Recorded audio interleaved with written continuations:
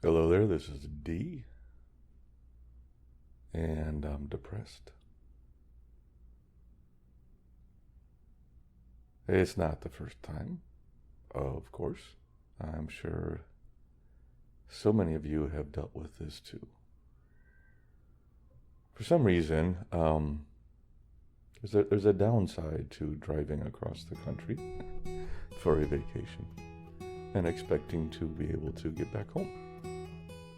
It takes me 3 full days of driving to get from Denver to Orlando. That's 3 days of 9-hour driving, basically. I broke that up into 4 or 5 and picked up my friend. We did some hiking. But now the trip is over and I just want to get home. I miss my wife. Most of all, I miss my dog, I miss my home. And I miss being there to help out. It's really cold right now in Colorado, and my wife is having to walk the dog and shovel the snow, and no neighbors are helping out, but still, I feel like I just got to get home. Unfortunately, there's a little bit of weather in the country that is making this quite difficult. It is taking a 3-day drive and turning it into what looks like a 6-day drive. That's hard to believe, I know. For those that don't recall, what is today? Let me look it up real quick. Today is Friday, January 12th, and Winter Storm Jerry is moving across the country. Chicago is getting hammered with blizzard and snow, and so is much in the north. I talked to my friend Steve in Iowa, and they're expecting a lot of snow and blizzard warnings throughout the state. The rest of the country is facing severe thunderstorms south of there, and I was supposed to leave this morning from Orlando to head home, but I left yesterday morning to try to beat some of the weather, at least on the southern, and I took this I-10 corridor along the south, which is quite nice. I've never taken this route before. May even have hit a state or two that I hadn't hit before, so it's a nice experience, and I love driving, but at the end of the trip, I want nothing more than to get home. And I'm just trying to do that, so I ran scenarios over and over and over again of how to get home. And the best I could do to avoid 2 storm systems. I don't know if you can hear that. That's the wind hitting the window of my motel. These are the mornings that I start to talk, where I talk about benzo mornings, I used to call them, because I did the benzo free podcast. But to me, they're just, I don't know what I'll call them, but they're mornings with D, because I don't always feel good in the morning, and it's hard to get me going sometimes, and I get lonely, and I'm missing being home. Anyway, the only route to take behind the severe storms that are going across the country was Jerry. Behind that is Heather, and there is this huge cold that is coming down all the way into Texas, most of the way into Texas, so really bitter cold in the north, and we're talking below negative wind chills, even down to like 20 below in some of the areas I would normally be driving through. And that's just not all that smart to be driving through that in the middle of Kansas. I've been in the middle of Kansas in some bad weather. I've been in a tornado, in the middle of a tornado, had my car destroyed by the weather before driving through Kansas and Colorado. And I've learned to avoid it, and my anxiety kicks in. I do these to test myself sometimes, to show that I can still be out on my own and I can still handle this type of thing. But there is anxiety, there is fear. So I woke up this morning depressed because I'm having to take I-10 along the southern U.S. I'm probably going to go through San Antonio now, all the way into New Mexico before I start turning north to head up into Colorado, just to try to avoid the weather and the severe cold front that's coming through. I've ran 8 different scenarios of how to get home, and this is the only one I found that really works, that avoids snow, severe storms, and bitter cold, dangerous cold. So I'm doing that, and it looks like I'll get home Tuesday is my best guess. And not too happy about that. I just want to be home. And I was really missing my wife this morning and missing being home. But I thought it was a good time to talk about depression. And a good time to talk about just being depressed. Those of us who struggle with any mental health difficulties like I do, that's how I wound up on the medication, benzodiazepines, with some anxiety, I think was part of that. I definitely deal with anxiety even more so now that I've come off the medication, as many of you have dealt with that.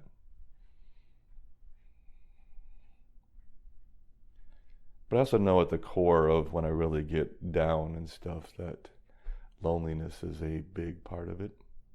I think I've mentioned that before. I had my friend with me for the first half of this trip, or 2/3 of the trip, and now I'm solo and my wife's at home. I was secretly hoping that she would have agreed to fly out to Orlando and take the trip back with me and stop and see some sights along the south maybe or something. Now that we have this weather, I'm glad she didn't. I don't want to put her through this, although she's dealing with single digits back home in Colorado. But thankfully she's surrounded by family and really good neighbors, so she has a good support system. But I'm just going to have to take my time. That's life. Life sometimes just says no. That's not what you're doing. You're not getting home in 3 days. You're getting home in 6, if then.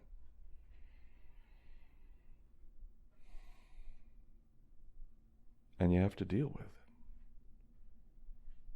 I know so many of us go through so many harder things than this. This is just an inconvenience.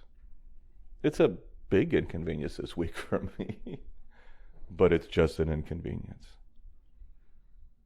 I realize that so many of you have gone through so many other much harder things. So right now I am pacing in my hotel room because I'm letting some storms pass. I did make it to Slidell, Louisiana, just north of New Orleans. My goal today is really short. I'm just going to head to Baton Rouge, and I'm going to meet up with some friends of mine from the podcast, from the Benzo Free podcast that I've been wanting to meet up with at some point. So I'm going to do that. That was one of my reasons for taking a southern route home. And while I'm here, I'm going to do that, and then I'll head out first thing Saturday morning and start driving across Texas. Across southern Texas, probably going to head towards San Antonio. Through Houston, onto San Antonio, and then onto, and then turn north around El Paso and head up through New Mexico. That seems to be the best weather pattern. Get up to maybe Santa Fe, ride it out a little bit, and then Tuesday looks like it might be the clearest day for me to finally take that last drive up home. It's parts of the country I haven't really spent time in or been before. It's been a long time since I've been to San Antonio, and I know it's a beautiful town, and maybe I'll get in time to go down to the River Walk or something. That would be pretty nice. But it's interesting because I don't know if you're like this. When you're depressed, it's so hard to enjoy things. I do this when I'm alone sometimes. I'm on my own. I think I'm big on sharing things, sharing experiences. It's hard to go and enjoy things without somebody to share that enjoyment with. I don't know why. I've done it in the past. I've enjoyed things in the past, but it's just not the same. I wish my wife was here to enjoy this with me. Then we could, stop in San Antonio for the day or two and enjoy things around there, and then head on up to maybe Santa Fe on the way home and stop there. I've spent lots of time in Santa Fe and enjoyed that town. It's beautiful. But when I'm alone, I don't know, it's harder to do that. Sorry, the air conditioning just kicked on in the room, so there's a little background noise. Let me see if I can flick that off. Maybe that'll turn it off in a minute. But it doesn't make sense. It doesn't make sense because we should be able to go and enjoy ourselves and share those experiences. There's things here in New Orleans I'd be interested in doing. But of course, the weather this morning is supposed to be raining all morning, so it kind of makes that more difficult. But there are things to do and things to go see that I'd like to go see when I'm at home and thinking about travel planning. When I get here and I'm just by myself, I'm not as focused on that, and I'm having difficulty getting myself past my own pity party into enjoying myself. And of course, every time I get like this and I start to maybe break down and cry, which I did a little bit this morning, it brings up all the other garbage. For me, that's my parents mostly recently, because I lost both my parents about 2 years ago. And it was a horrible experience, because for a year and a half I was taking care of them and putting them into finding a facility for them, and then they were deteriorating rapidly, and COVID hit and you couldn't see them. It was just, the things I experienced were horrible. And my mom passed, and my sister and nephew, thank God, were with her. I was still in Colorado that day, even though I was driving back and forth nonstop. I was in town when my dad passed, but nobody was there with them. And he was in a room with this other guy who just wouldn't stop repeating the same thing, memory care, where it kills me to think my dad died alone.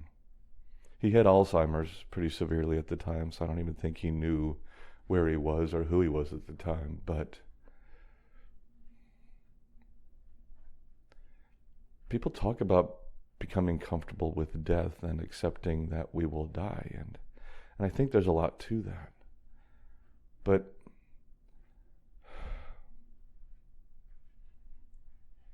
nobody should have to die that way. Nobody should die alone.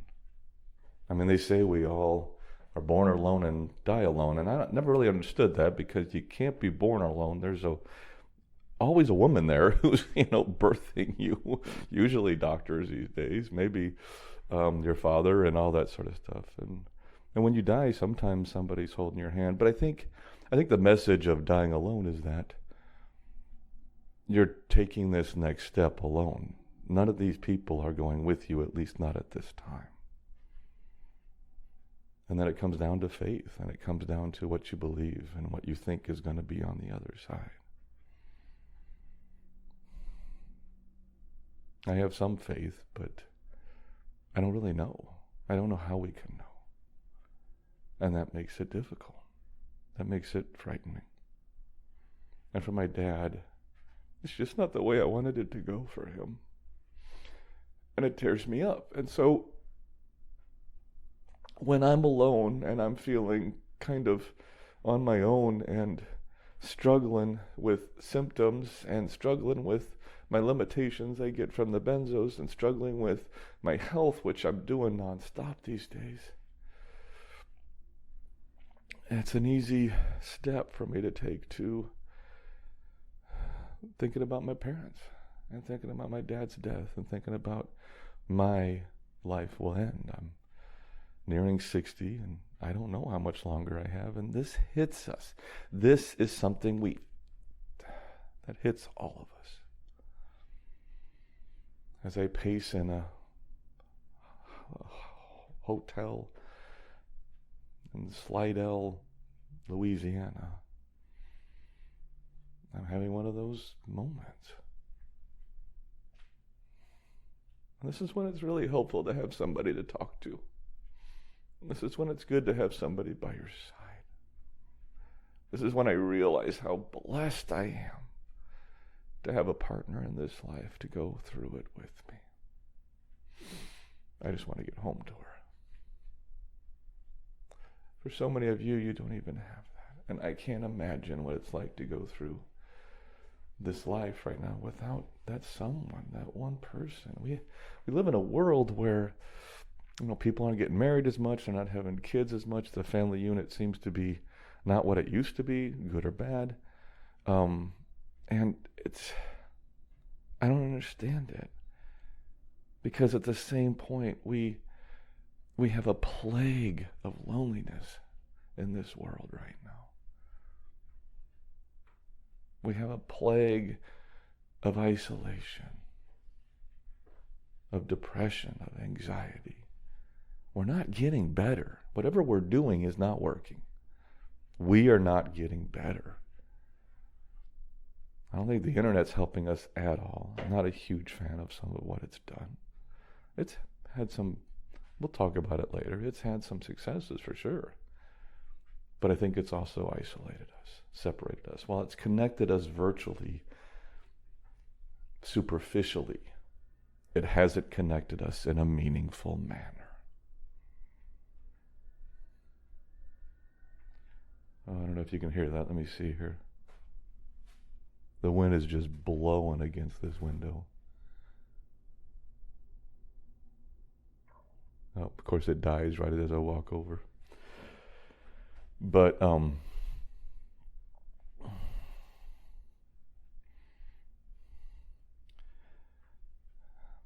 I feel like we're lost. I know I'm lost lately. I'm lost on my career, on what I'm doing right now. I'm starting up this podcast and I don't even know what the fuck I'm doing with it. I mean, I do. I know exactly what I want to do. I know what I want to do. I got, like I said, hundreds, over 1,000 different notes about topics and things I want to talk about. But I keep just doing this. This is the trip. Maybe that's what this is. And I don't know. I mentioned faith to you. And I have enough faith. I have faith in the supreme being. I believe I do. It's tentative sometimes, but I believe there's something else, another power going. And it's like I was raised Christian, I was raised Lutheran, and I have some of that still in me. And even though I've gone different directions, I still have some of that in me. And I do wonder, because it does seem like there are times when we are guided, when we are steered, when things happen, and that those things happen for a reason.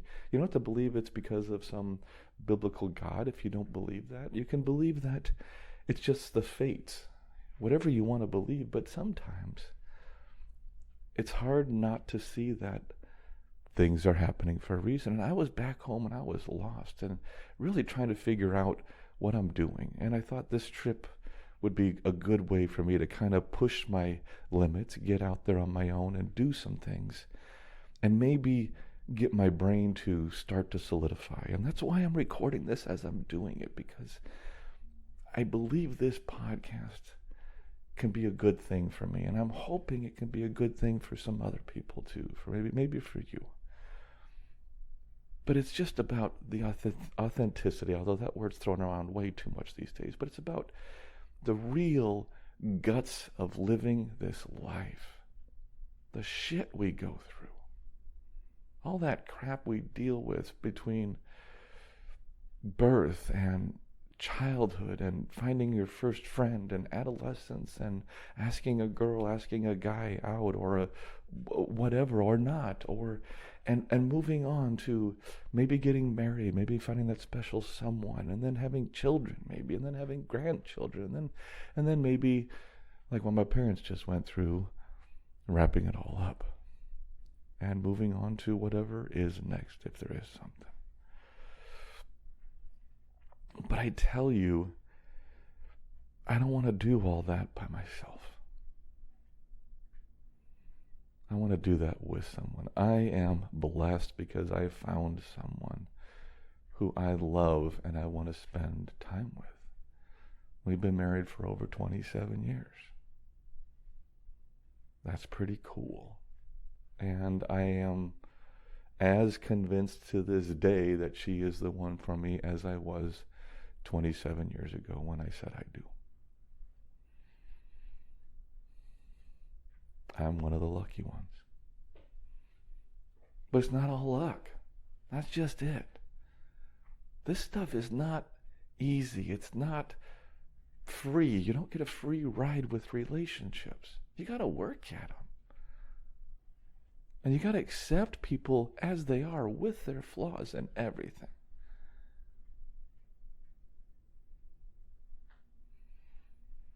It's amazing how many people don't find marriage working. And I feel like sometimes we give up too easy. I'm not against divorce. I think it needs to be there for certain reasons.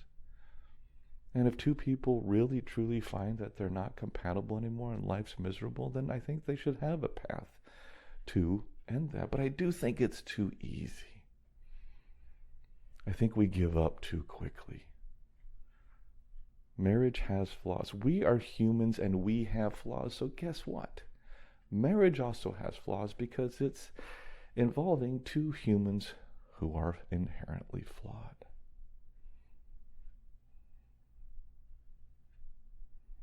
But I tell you, the benefits of it far outweigh, in my mind, the difficulties. I'm one of the lucky ones, in part because I never thought this was some perfect thing, that magical thing that was going to solve all the problems in my life. I knew it was going to be hard at times. I knew it'd be difficult, but I knew every day I was going to have to choose to stay with this person, and that's what I do. And I'm so glad that I did. So, I mean, if I can do it, and I'm not all that wonderful, I'm a guy with a lot of faults, with a lot of crap. I've let myself get too much weight on me. I don't keep in great shape.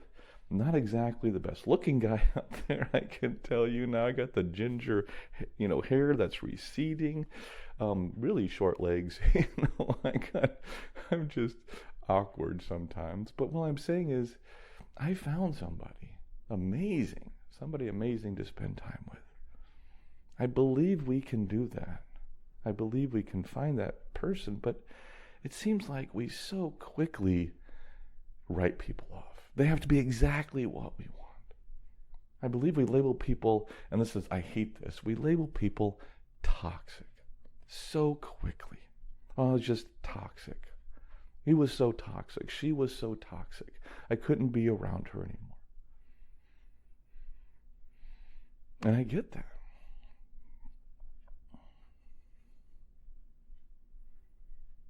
I get that. But I think we do that too quickly. I think we do that too easily. I think we blame other people too rapidly. Most problems that happen have two sides. Two people are involved. It's very rarely all one person's fault. Not saying never, but very rarely only the other person's fault.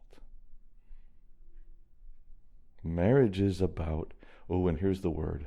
This is like a dangerous word these days. I don't know why. But it used to be the word that we ran our government by, that we ran marriage by, that we ran our lives by. I think it's a good word. You may not agree, but I think it's a really good word. And that is compromise. Life is about compromise. Our government, our here in the U.S., the Democrats, Republicans used to get together and have lunch together and talk with each other, not treat each other so horribly, and they would get things done by something called compromise. Hey, you get a little bit here, I'm going to get a little bit here. What if we work this out? What if we take this tax out of it, but we put this here? Are you okay with this now? I'm okay. Are you okay? I'm okay. Good. Pass that. That's how things used to be done. At least that's my memory. It feels like that's not how things are today. You are adamantly wrong, and you are adamantly right, or vice versa. That's almost never the case. And in marriage and in relationships, it's the same thing.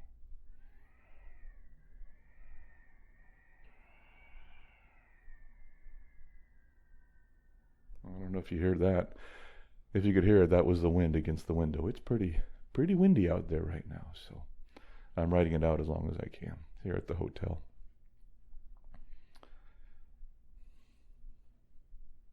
But if you have a relationship, or you're looking for one,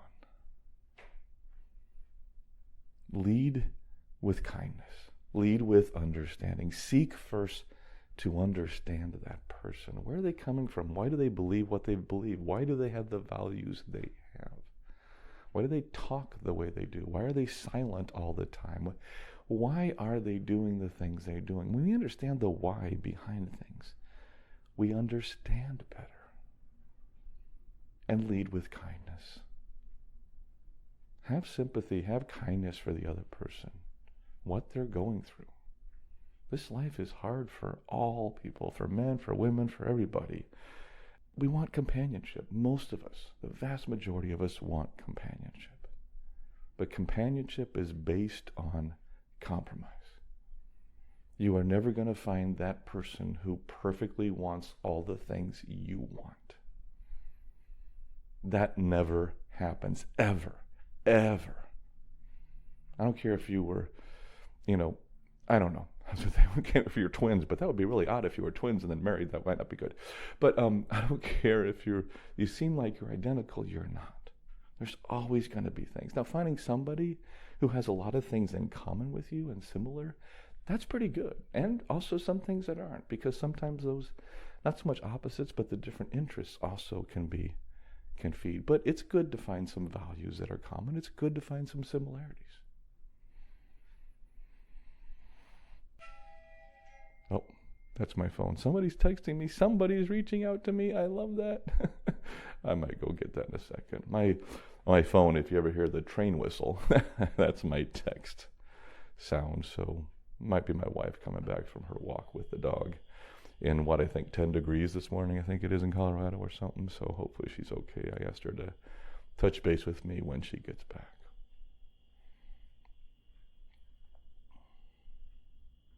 But we're going to talk about relationships on this podcast. I think it's a topic that many people are interested in, and whether you're in your, teens and 20s and just starting to maybe try to find that person, or maybe you're in your 60s and 70s and spend a life with someone, or you lost someone, or if you never found that person.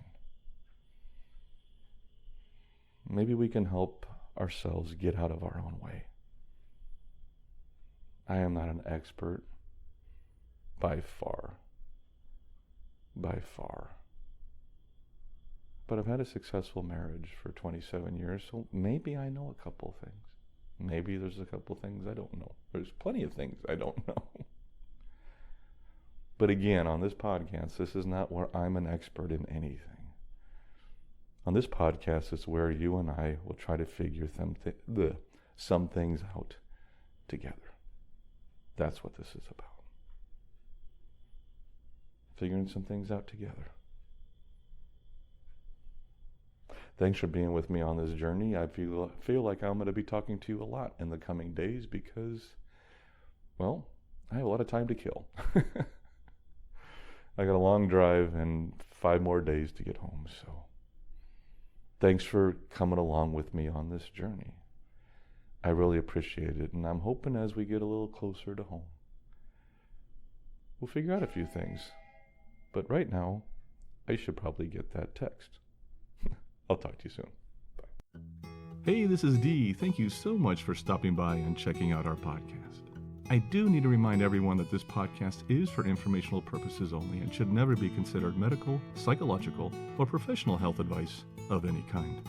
If you or someone you know is dealing with significant mental health issues, please seek professional help. Resources can be found in our show notes and on our website at unevenpodcast.com. Take care of yourself, and I'll catch you on the flip side.